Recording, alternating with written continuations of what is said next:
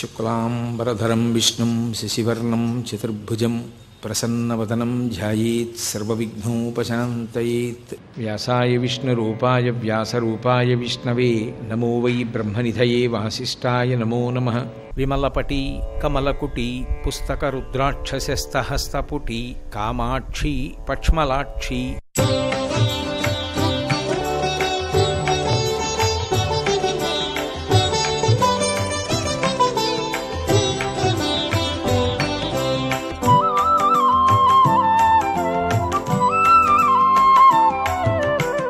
బ్రహ్మాండ పిండాండ సమన్వయం అంటారు. దీనికి ఆకలిస్తుంది. ఏం చేయాలి? ఓ యాపిల్ పండు తినాలి. ఎక్కడి నుంచి వస్తుంది? బ్రహ్మాండంలో పుడుతుంది యాపిల్ చెట్టు. ఓ యాపిల్ పండు ఉంటుంది. ఆ పండు కోశావు, తిన్నావు. ఆ యాపిల్ పండు నీలోకి వెళ్ళింది, పిండాండంలోకి. ఇప్పుడు పిండాండంలోది జీర్ణమై శక్తిగా మారింది. పిప్పి మిగిలిపోయింది. పిప్పి ఎవరు పుచ్చుకోవాలి? ఎంత మా ఆయనన్నా ఎంత మా నాన్నగారన్నా ఎవరు పుచ్చుకోరు. పృథివీ పుచ్చుకోవాలి, బ్రహ్మాండం పుచ్చుకోవాలి. బ్రహ్మాండంలోంచి పిండాండంలోకి వెళ్ళి పిండాండంలోంచి పిప్పి బ్రహ్మాండంలోకి వెళుతుంది. మళ్ళీ సమన్వయం అవుతూ ఉంటుంది బ్రహ్మాండ పిండాండాలు. దీనికి వాయువు కావాలి. బ్రహ్మాండంలోంచి వాయువు పిండాండం పుచ్చుకుంటుంది. మలినమైన వాయువుని వదిలిపెట్టినప్పుడు మళ్ళీ ఎవరు పుచ్చుకోవాలి? బ్రహ్మాండం పుచ్చుకోవాలి. దీనికి నీరు కావాలి. బ్రహ్మాండంలో నీళ్లు తీసి పిండాండంలో పోస్తాం. పిండాండం అంటే శరీరం. ఇందులో పోస్తాం. ఇందులో నీళ్లు మిగిలిపోయాయి మూత్రం కింద. ఇప్పుడు ఈ మిగిలిపోయిన మలినమైన నీళ్లు ఎవరు పుచ్చుకోవాలి? బ్రహ్మాండం పుచ్చుకోవాలి. దీనికి వేడి కావాలి. బ్రహ్మాండంలోంచి వేడిని పుచ్చుకుంటుంది. ఇందులో వేడి ఎక్కువైంది. చెమట రూపంలో మళ్ళీ ఆ వేడిని వదిలిపెట్టి నియంత్రిస్తూ ఉంటుంది. ఈ బ్రహ్మాండ పిండాండ సమన్వయం ఆగిపోయింది అనుకోండి, బ్రహ్మాండంతో పిండాండం సమన్వయం అవ్వట్లేదు, అదే మరణం. అందులోంచి ఇందులోకి యాపిల్ పండు వెళ్ళటం లేదు. పిండాండంలోంచి ఇది బయటికి వెళ్ళదు. అందులోంచి గాలి పుచ్చుకోదు, గాలి వదలదు. నీరు పుచ్చుకోదు, నీరు వదలదు. వేడి పుచ్చుకోదు, వేడి వదలదు. చల్లగా అయిపోయింది. అప్పుడు ఏం చేయాలి దాన్ని?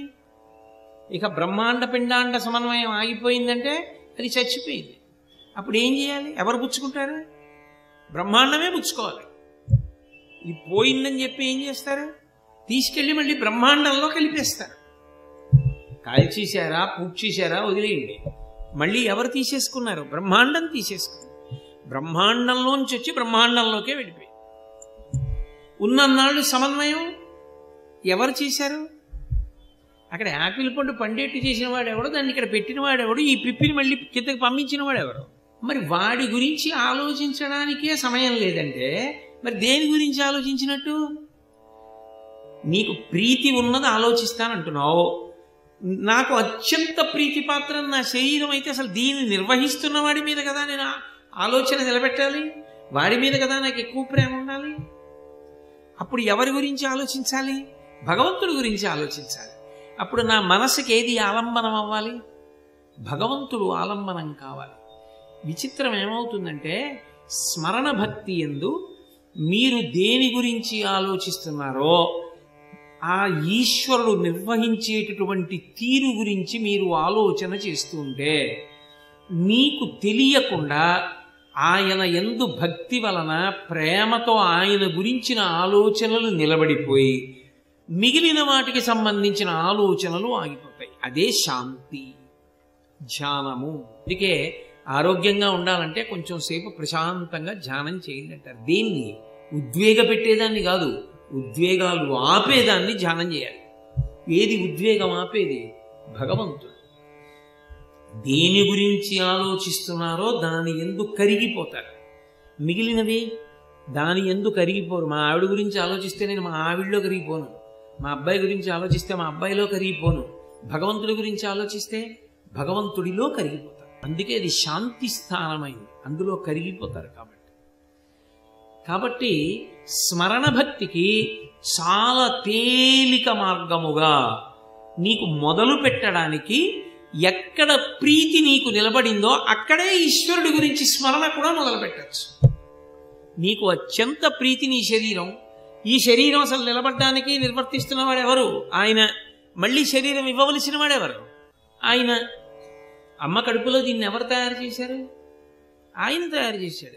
ఇందులోకి జీవుణ్ణి ఎవరు పెట్టారు? ఆయన పెట్టాడు. అమ్మ కడుపులోంచి బయటికి ఎవరు పంపారు? ఆయన పంపాడు. మళ్ళీ ఇందులోంచి జీవుడిని ఎవరు తీసేస్తున్నారు? ఆయన తీసేస్తున్నాడు. మళ్ళీ ఈ జీవుడికి ఇంకో శరీరం ఇవ్వాలి, ఆయన ఇవ్వాలి. కాబట్టి బతుకు ఎవరితో ముడిపడింది? నిజానికి ఆయనతో ముడిపడింది. ముడిపడినప్పుడు ఇంకా ఆయన కన్నా నీకు ప్రీతి కలిగిన వాడెవరు? మరి ఎవరిని స్మరిస్తావు ఆయన్ని కాకుండా? ఒకవేళ స్మరిస్తే ఆయన తప్ప మిగిలినవన్నీ ప్రీతిపాత్రమైతే అది దోషం కదా, కృతజ్ఞత కదా. ఇన్ని ఉపకారాలు చేసిన వాడు పనికిరాలేదు. అసలు అన్ని ఉపకారాలు చేసిన వాడిని వదిలేసి పై పై ఉపకారాలు చేసిన వాళ్ళని అందరినీ పట్టుకుంటారంటే ఎంత న్యాయం అది? అదే స్మరణము. అందుకే అలా ఆలోచించగా ఆలోచించగా ఆయన యందు ఆలోచన నిలబడి మిగిలిన వాటిని వదిలిపెట్టేస్తాడు. పానీయంబులు త్రాగుచున్ కొడుచుచున్ భాషించుచున్ హాసలీలా నిద్రాదులు చేయుచున్ తిరుగుచున్ లక్షించుచున్ సంతత శ్రీనారాయణ పాదపద్మ యుగళీ చింతామృతాస్వాద సంధానుండై మరచన్ సురారిసుతుడే తద్విశ్వమున్ భువరా. విశ్వాన్ని మర్చిపోయాడు, విశ్వనాథుడు జ్ఞాపకం ఉండిపోయాడు. అప్పుడు ఏమవుతాడు? ఆయన యందే లయమైపోతాడు. అది స్మరణ భక్తికి ఉండేటటువంటి విశేషం. అన్నిటినీ మించి స్మరణ భక్తిలో ఈ కారణానికి భగవంతుడు ఎలా గుర్తొస్తాడన్నదేం ఉండదు. దేనికైనా గుర్తొచ్చాడు. ప్రహ్లాదుడికి ఎక్కడ గుర్తొచ్చాడంటే నవ్వితే గుర్తొచ్చాడు. అదేంటంటే నవ్వితే ఎందుకు గుర్తొస్తాడండి అంటే 84 లక్షల జీవరాశుల్లో మనిషి తప్ప నవ్వేవాడెవరు? మనిషి ఒక్కడే నవ్వుతాడు, ఎవరు నవ్వరు. అదొక గొప్ప ఆభరణం, భగవంతుడు ఇచ్చిన గొప్ప కానుక. ఈశ్వరుడు మనిషిని ఒక్కడనే హాయిగా మనసారా నవ్వరా అన్నాడు. అంటే బతికున్నంత కాలం నవ్వకుండా ఎప్పుడు చూసినా తుమ్మల్లో పొద్దుపుడిచినట్టే మొహం పెట్టి కూర్చుంటానంటే నీ కర్మ.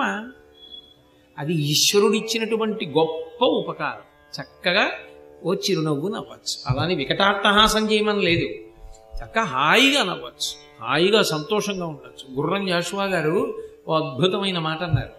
నవ్వవు జంతువులు నరుడు నవ్వును, నవ్వులు చిత్తవృత్తికి దివ్యలు, కొన్ని నవ్వులు ఇటుతేలవు, కొన్ని విషప్రయుక్తములు, పువ్వులవోలే ప్రేమరసములు కురిపించులి, నవ్వులు సర్వ దుఃఖ శమనంబులు, రోగములకు మహౌషధులు అన్నాడు. నవ్వు మనిషికి భగవంతుడు ఇస్తే అది ఎంత గొప్ప కానుకో చెప్పారు జాషువా గారు. నవ్వవు జంతువులు అన్నాడు. ఎవ్వరూ నవ్వర్రా, మనమే నవ్వుతాం, అదృష్టవంతులం అన్నాడు. నవ్వవు జంతువులు నరుడు నవ్వును, మనిషి ఒక్కడే నవ్వుతాడు. నరుడు నవ్వును, నవ్వులు చిత్తవృత్తికి దివ్యలు. మీరు ఎలా ఉన్నారన్నదానికి మీ నవ్వు చెప్పేస్తుంది. మీరు చిన్న చిరునవ్వు నవ్వుతున్నారనుకోండి, మీరు హాయిగా ప్రశాంతంగా ప్రసన్నంగా ఉన్నారని గుర్తు. ఏ నవ్వు లేకుండా ముఖం ముడుచు కూర్చున్నారనుకోండి, మీరు చాలా తీవ్రమైనటువంటి స్థితిలో ఉన్నారని గుర్తు, ఉద్వేగంతో ఉన్నారని గుర్తు. కాబట్టి నవ్వులు చిత్తవృత్తికి దివ్యలు, కొన్ని నవ్వులు ఎటుతేలం. మీరు వెళ్ళి అడిగారనుకోండి, చేస్తాడా చేయడా ఏమీ తెలియదు. కొన్ని నవ్వులు అంత విచిత్రంగా ఉంటాయి. ఆయన చేస్తాడో తెలియదు, చెయ్యడో తెలియదు, కానీ నవ్వాడు. ఏమన్నారండి అంటే ఏమో నవ్వాడండి అంటే చేస్తాడా చేయడా అదే అర్థం కాలేదు. అలా కూడా వాడుకుంటారు నవ్వుని కొంతమంది. అవతల వాడికి పని చేశాడో తెలియదు, చేయడో తెలియదు, చక్కగా నవ్వు పంపిస్తాడు అంతే, నోటితో మాట్లాడు. అందుకే కొన్ని నవ్వులు ఎటుతేలవు, కొన్ని విషప్రయుక్తములు. ఒక్కొక్కడు నవ్వాడు అనుకోండి, యువతల వాడికి చచ్చిపోయినంత బాధ కలుగుతుంది, అలా నవ్వుతాడు. దానికి అర్థం సందర్భం ఏం ఉండవు, అంత విషపు నవ్వు నవ్వుతాడు ఒక్కొక్కడు. అందుకే కొన్ని నవ్వులు ఎటుతేలవు, కొన్ని విషప్రయుక్తములు, పువ్వులవోలే ప్రేమరసముల్ కురిపించులే, నవ్వులు సర్వదుఃఖదమనంబులు శమనంబులు. పువ్వు ఎంత పవిత్రంగా ఉంటుందో కొన్ని నవ్వులు అంత పవిత్రంగా ఉంటాయి. చిన్నపిల్లల నవ్వులు ఉంటాయి, మీరు ఎప్పుడైనా చూడండి. చిన్నపిల్ల నవ్విందనుకోండి, నిజంగా మనసుకి ఎంత శాంతి కలుగుతుందో. ఎప్పుడూ మాట్లాడని వాళ్ళని కూడా మీరు చూడండి. ఓ పసిపిల్లని ఎత్తుకుంటే అది ఇలా నవ్వింది అనుకోండి, వెంటనే ఎన్ని కబుర్లు చెప్పేస్తారో దాంతో. అబ్బా నన్ను చూసి నవ్వుతున్నావా, నేనెవరో తెలుసా అని అరగంట సేపు ప్రవచనం చేసేస్తాడు. అంటే నిజంగా పసిపిల్లకి ఏం తెలుసు? దానికి ఏ స్వార్థం ఉండదు, దానికి ఏ కోరికలు లేవు, దానికి రాగం లేదు, ద్వేషం లేదు.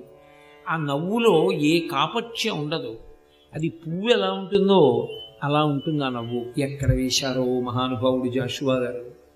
అందుకే అసలు ఆ పువ్వులవోలే పరిశుద్ధమైనటువంటి నవ్వులు సర్వదుఃఖగమనంబులు, శమనంబులు. అన్ని దుఃఖాలు మర్చిపోతాం. అలా చిరునవ్వు నవ్వుతూ పవిత్రంగా ప్రసన్నంగా ఉండే వ్యక్తి కనపడితే మన కష్టాలన్నీ మర్చిపోతాం. అది అవతల వారి ఉత్తమ భావనలకు గుర్తు. సర్వదుఃఖ శమనంబులు రోగంబులకున్ పరమౌషధుల్. నిజానికి డాక్టర్ గారి దగ్గరికి వెళ్ళినవాడు అంతా చూపించుకుని అప్పుడు ఏమిటో నెలల నుంచి వస్తుంది డాక్టర్ గారు, దగ్గు తగ్గట్లేదు అని ఊరుకోడు. పర్వాలేదంటారా అంటాడు. అంటే ఆయన ఇలా రాస్తున్నవాడు తలెత్తి ఏమవుతుందండి బలివారే అని నవ్వు నవ్వాడు అనుకోండి. వీడు మళ్ళీ బోల్డని ఓళ్ళకి ఇచ్చేస్తాడు, వస్తున్నాడు. ఎందుకని అంటే వైద్యుడు చిరునవ్వు నవ్వాడు, ఏమవుతుందండి అని. ఆ ఒక్క నవ్వు పోయినట్టే దగ్గు, రోగం పోయింది. ఆయన ఏమో చూద్దాం అన్నాడు అనుకోండి, ఇచ్చినవి రద్దు చేసేస్తాడు. ఒక్కొక్క నవ్వు సర్వస్త రోగములకు కూడా ఔషధంలో పనిచేస్తుంది. మరి ఇన్ని శక్తులున్న నవ్వు నీకు ఇచ్చాడు కదా ఆయన. ఆ నవ్వు ఆయన నీకు ఇచ్చినప్పుడు నవ్వినప్పుడు నీకు ఆయన గుర్తు రాకపోతే ఎలా? కుక్క నవ్వదు, పంది నవ్వదు, ఎలక నవ్వదు, పిల్లి నవ్వదు, నేను నవ్వుతాను, మీరు నవ్వుతారు. మనకి అంత అనుగ్రహం ఇచ్చాడు కదా ఆయన. పసిపిల్లలు నవ్వుతారు ఏమీ నేర్పవలసిన అవసరం లేకుండా, కానీ ఖర్చు లేదు నవ్వడానికి. ఇంత అవకాశం భగవంతుడిస్తే నవ్వినప్పుడైనా ఆయన గుర్తు రాకపోతే ఎలాగండి? మరి ఆయన గుర్తు రావడానికి, మనసు ఆయనని స్మరించడానికి ఇంకింతకన్నా ఏం కావాలి? మనసుకి ఆలంబనం ఇవ్వడము అన్న మాటకు అర్థం ఏమిటంటే అలా అలవాటు చేశారనుకోండి దానికి, అది అల్లుకుంటుంది తీగల. నేను ముందే మీకు చెప్పాను, ముందు బాబో ఈ గొడవంతా ఏమిటంటే, ఆ తర్వాత ఏమంటుందంటే నిజమే ఇదేదో చాలా బాగుంది సుమా, ఆయన ఎక్కడలేడు, అంతటా ఉన్నాడు, ఎంతటి ఉపకారం చేశాడు అని ఆయనని అదే పనిగా స్మరిస్తూ ఉంటుంది. ఇప్పుడు మనసు స్మరణలకు కారణమవుతుంది కాబట్టి మనం అందించడం మీద ఆధారపడుతుంది. మీరు అదే పనిగా భగవంతుడి గురించి ఆలోచించడం అలవాటైంది అనుకోండి, మీకు మీరు పొందేటటువంటి గొప్ప ప్రయోజనం ఏమిటంటే శాంతి. ఎందుకనంటే మీరు ఇతరుల గురించి ఎంత ఆలోచిస్తారో మీరు అంత ఉద్వేగానికి గురవుతారు. కారణం ఏంటంటే అవతల వాడి దగ్గర ఉన్నది అదే. వాడి దగ్గర శాంతి ఉంటే వాడి గురించి ఆలోచిస్తే నీకు శాంతి, వాడికేది లేదు, ఇంక నీకు వాడి శాంతి ఏమిస్తాడు వాడి గురించి ఆలోచిస్తే? అందుకని ఇవ్వలేడు. కానీ భగవంతుడి గురించి ఆలోచిస్తున్నారనుకోండి, క్రమక్రమంగా ఏమైపోతుందో తెలుసా? మీకు తెలియకుండానే మీకు మన్నించగలిగిన గుణం వచ్చేసి మీరు ప్రశాంతంగా ఉంటారు. మీ శాంతిని పాడు చేయడం ఇంకోటికి సాధ్యం కాదు. చాలదా? మీ శాంతికి వేరొకడు కారకుడు కాడు, మీ శాంతిని పాడు చేయడం కూడా వేరొకడికి సాధ్యం కాదు. ఆ స్థితికి వెళ్ళిపోతాడు స్మరణ భక్తిని. ఎలా అని మీరు అంటారేమో, ముదిగొండ శంకరారాధ్యుల వారని మహానుభావుడు శివమానస పూజ అని అద్భుతమైనటువంటి మానస పూజ రచన చేశారు. ఆయన ఆ రచన చేసినప్పుడు అందులో భగవంతుడికి ఆభరణం సమర్పయామి అంటాం కదా, భూషణములు ఇస్తాం. ఆ భూషణములు ఇచ్చినప్పుడు నిజంగా భగవంతుడికి ఇవ్వవలసినటువంటి భూషణములు ఏవో ఆయన చెప్పాడు. ఆ చెప్పినప్పుడు మహానుభావుడు ప్రధానంగా 5 భూషణములు చెప్పారు. మౌనమే నీకొక్కమణి కిరీటంబు, జ్ఞానమే నీ మెడచంద్రహారంబు, కపటత్వలేమియే కంకణాల్ నీకు, కుపితత్వరహితమే కొలికి మొలతాడు, నిందలు మానుటే అందెలు నీకు, ఇందుశేఖర సొమ్ములిచ్చితినిట్లు. భగవంతుడికి ఆభరణాలు నువ్వు కొత్తగా ఏం చేసిస్తావు? ఇవ్వడానికి బంగారం ఆయనే, వెండి ఆయనే, చేసేవాళ్ళు ఉన్న సమర్థత ఆయనే. నిజానికి భగవంతుడు ఏ ఆభరణం పెట్టుకు సంతోషిస్తాడంటే నీలో వచ్చిన మార్పుకి సంతోషిస్తాడు. భగవంతుడికి ఆభరణాలు నువ్వు కొత్తగా ఏం చేసిస్తావు? ఇవ్వడానికి బంగారం ఆయనే, వెండి ఆయనే, చేసేవాళ్ళు ఉన్న సమర్థత ఆయనే. నిజానికి భగవంతుడు ఏ ఆభరణం పెట్టుకు సంతోషిస్తాడంటే నీలో వచ్చిన మార్పుకి సంతోషిస్తాడు. ఉద్వేగం ఎవరి దగ్గర శిక్షణ పొందక్కర్లా, అదే వచ్చేస్తుంది. కోపం అదే వచ్చేస్తుంది. కామక్రోధ లోభ మద మోహమాత్సర్యములను ప్రత్యేకంగా అధ్యయనం చేయడానికి శిక్షణా సంస్థలు ఉండవు. మీరు కోపం ఇలా తెచ్చుకోవాలండి అని ఎవరూ ప్రవచనాలు చేయరు. మిమ్మల్ని కామం ఇలా పట్టుకోవాలండి అని ఎవరూ ప్రవచనం చేయరు. అరిషడ్వర్గములను ఎలా విడిపించుకోకుండా ఉండాలో ఇచ్చట చెప్పబడును అని ఎవరు చెప్పరు. విడిపించుకోవడం ఎలాగో చెప్తారు. అయినప్పుడు మనిషికి భగవంతుడి వైపుకి ఆభిముఖ్యం కలిగిందనుకోండి, ఎప్పుడు ఈశ్వరుణ్ణి స్మరించడం అలవాటైందనుకోండి, వాడికి కొన్ని గుణములు కలుగుతాయి. ఏమిటది అంటే, మొదటిది మౌనము. ఎందుకనంటే స్మరణ అంటే మనసు దాని గురించి ఆలోచించాలి కదూ. ఆలోచించాలంటే దానికి అక్కడ సంతోషం ఉంది భగవంతుడి గురించి ఆలోచించడంలో. అది అలవాటు అవ్వాలి కానండి ఎక్కడైనా సరే ఈశ్వరుణ్ణి చూస్తూ. ఎందుకనంటే ఇప్పుడు వసంత ఋతువు వస్తోంది, ఇక శిశిర ఋతువు వెళ్ళిపోతే వసంత ఋతువు వస్తుంది. అసలు మీరు చమత్కారం ఆలోచించండి. సృష్టి స్థితి లయ ఎక్కడున్నాయి? ప్రకృతిలోనే ఉన్నాయి. సృష్టి వసంత ఋతువు, చెట్లన్నీ చిగరుస్తాయి, అన్నీ చిగర్చి అన్నీ మొగ్గలేసి పువ్వులతో ఉంటాయి. అప్పుడు ఏ శ్రీశైలమో తిరుమలో కుక్షియో లేకపోతే ఆ అన్నపూర్ణేశ్వరి దేవాలయానికో వెళ్ళండి. లోయల్లో చెట్లన్నీ చిగర్చేసి ఆకుపచ్చగా ఉండి పువ్వులతో ఉంటాయి. చైత్ర శ్రీమాన్ ఇయం మాసః పుణ్యః పుష్పితకాననః అంటారు రామాయణంలో. సృష్టి ప్రకృతి అంతా నవనవోన్మేషంగా ఉంటుంది. మళ్ళీ శిశిర ఋతువు వచ్చే వరకు స్థితి అలాగే ఉంటాయి, చెట్లు పువ్వులు కాయలు ఆకులతోటి. శిశిర ఋతువు వచ్చేటప్పటికి అన్ని ఆకులు రాల్చేస్తాయి. ఇక ఈ ఋతువులో చూడండి, ఎక్కడ చూసినా చెట్ల కింద ఆకులు, ఎన్ని ఆకులు రాల్చేసి మోడులైపోయి నిలబడిపోతాయి. ఫాల్గుణ మాసం వచ్చింది అంటే అన్ని చెట్లు మోడులైపోతాయి. మళ్ళీ వసంత ఋతువు వచ్చి చైత్రమాసం వస్తే అన్ని చిగర్చేస్తాయి. వసంత ఋతువు సృష్టి, శిశిర ఋతువు లయ, మధ్యలోది స్థితి. సృష్టికర్త స్థితికర్త ప్రళయకర్తగా ప్రకృతి నిర్వహణలో ఋతురూపంలో ఈశ్వరుడు లేడు. ఇక కనపట్టల్లా భగవంతుడు. అందుకే బహుశः మాఘమాసంలో వస్తుంది మహాశివరాత్రి. లయకారుడు కదూ, జ్ఞానప్రదాత. మాఘమాసంలో వచ్చే కృష్ణపక్షంలో వచ్చే శివరాత్రి మహాశివరాత్రి అవడానికి కారణం అదేనేమో. కాబట్టి అసలు ఋతువులో మీకు భగవంతుడు కనపట్టాలా? సృష్టికర్త స్థితికర్త ప్రళయకర్త ఆయా ఋతువుల యందు మీకు ప్రకృతిలో కనపట్టాలా? ఎవరు చెప్పారని కోయిల వసంత ఋతువు వచ్చినప్పుడే పాడుతుంది? ఎవరు చెప్పారని వేప పువ్వు పూస్తోంది ఉగాది పచ్చడి కోసం? ఎవరు చెప్పారని మామిడి చెట్లన్నీ ఇప్పుడు చిగర్చి వైశాఖ మాసం వచ్చేటప్పటికి కాయలు పళ్ళు వస్తున్నాయి? ఎవరు చెప్పారు మామిడి చెట్లకి వసంత ఋతువు వచ్చింది ఇప్పుడు చిగర్చును అని? అది అలా ప్రచోదనం చేసి చెట్టు అలా పూసేట్టు కాసేట్టు చేసిన చోట మీకు భగవంతుడు కనపట్టాలా?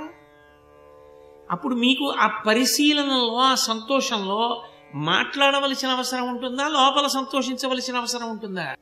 మౌనంలో ఆనందం ఉంది. అందుకే ప్రయత్నపూర్వక మౌనం పాటిస్తారు. ఆ సంతోషానికి వాక్కులు భంగం. అదే పనిగా ఇంటికి మేము 10ంటికి ఒకసారి వస్తామండి, 10:30కి ఒకసారి వస్తామండి, 11ంటికి ఒకసారి వస్తామండి. ఎందుకు? దేనికి? తినేయడానికి తప్ప. నీకు చిత్తశాంతి ఉండదు, నాకు చిత్తశాంతి ఉండదు. ఎందుకు ఇంటి ముందు వరుస కట్ట అలాగా? అంటే ప్రతిరోజునా అలాగా? ప్రతి గంటకినా? ఏం చేస్తావు వచ్చి? అక్కర్లేని కబుర్లు ఏవో అరగంట మాట్లాడి వెళ్తూ ఉండడం. దానివల్ల ఏమైంది? అనుభవించేవాడికి కూడా అనుభవం పోయింది. ఇప్పుడు వచ్చి మాట్లాడిన వాటి గురించి ఆలోచిస్తాడు, ఆ ఉద్వేగం ఆయన పంచుకుంటాడు.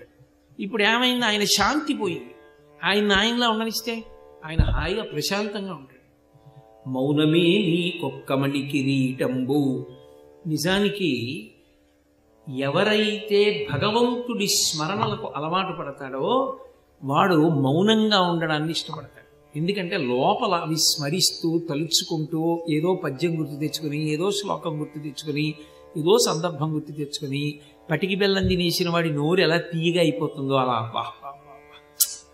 ఏం భగవంతుడు ఏం భగవంతుడు అని సంతోషపడిపోతుంటాడు. ఆయన శాంతి ఎవడి వల్ల రాలేదు. ఆయన శాంతికి ఆయనే కారకుడు. ఆయన మౌనంతో తెచ్చుకున్నాడు. అది భగవంతుడి స్మరణల యందు మౌనంలోకి వెళ్ళాడు తప్ప ప్రయత్నపూర్వక కాష్ఠ మౌనం కాదు.